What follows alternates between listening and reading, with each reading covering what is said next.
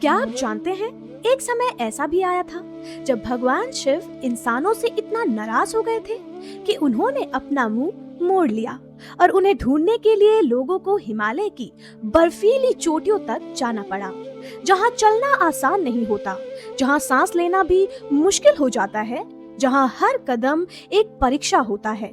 वहीं स्थित है केदारनाथ ज्योतिर्लिंग।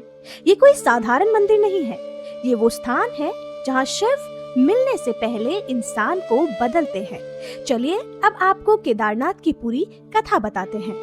महाभारत का युद्ध समाप्त हो चुका था, पांडव जीत चुके थे, धर्म की विजय हो चुकी थी, लेकिन इसके बावजूद भगवान शिव खुश नहीं थे, क्योंकि भले ही पांडव धर्म के पक्ष में थे, लेकिन उस युद्ध में हजारों लोगों की मृत्यु हुई, अपने ही रिश्तेदारों का रक्त बहा, धरती पर अत्यंत विनाश हुआ।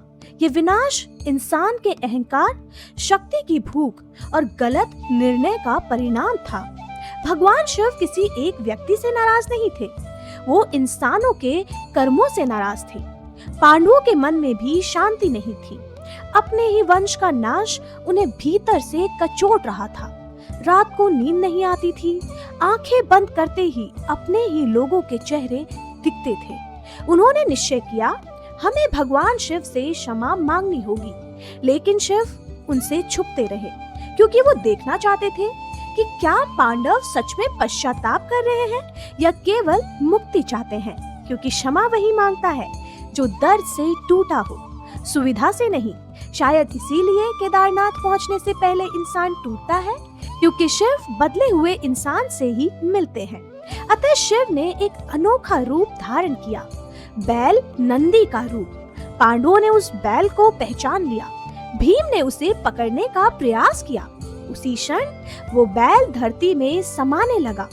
बैल का शरीर अलग अलग स्थानों पर प्रकट हुआ, जिन्हें आज पंचकेदार कहा जाता है, और जहां बैल का कुबड़ गिरा वहीं प्रकट हुए केदारनाथ महादेव। इसीलिए केदारनाथ का शिवलिंग अन्य ज्योतिर्लिंगों से भिन्न दिखाई देता है। इस प्रकार न तो शिव पूरी तरह पांडवों के सामने आए और न ही पूरी तरह उनसे छुपे। पांडव समझ गए, ये केवल दर्शन नहीं था, ये एक स्मृति थी। इसलिए कहा जाता है, केदारनाथ में शिव दिखाई नहीं देते, वो महसूस किए जाते हैं। और ये यात्रा अभी समाप्त नहीं हुई। अगली कथा में हम जानेंगे छठे ज्योतिर्लिंग की कहानी, जहाँ शिव तपस्वी नहीं, रक्षक बनकर प्रकट होते हैं। अगर ये कथा आपके मन तक पहुंची हो तो ये यात्रा यही मत रोकिए। विराट भारत की कहानी को सब्सक्राइब करें। हर हर महादेव।